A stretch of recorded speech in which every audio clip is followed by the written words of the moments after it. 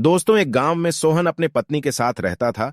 उसके घर में एक जादुई बुढ़िया भी थी, जिसके पास बहुत अनोखी शक्ति था, जो अपने शक्ति से कुछ भी कर सकती थी। एक दिन सोहन के घर में बारिश के कारण पानी आ जाता है, जिसको देखकर सोहन की पत्नी घबरा जाती है। लेकिन अगले ही दिन सुबह उठकर देखता है तो उसके घर के सामने ईंट का ढेर लगा हुआ था, जिससे सोहन अपना घर बनाने का काम शुरू कर देता है। और कुछ दिनों बाद उसका घर बनकर तैयार हो गया।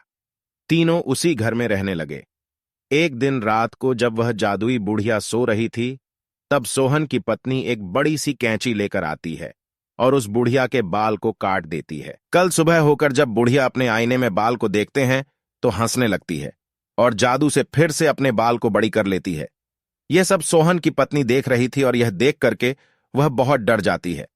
कुछ देर बाद वह बुढ़िया उस घर से जाने लगती है और कुछ दूर जाकर के एक नदी के पास पहुंच जाती है और एक परी के रूप में बन जाती है। और फिर इस नदी में से एक जादुई शक्ति निकलती है।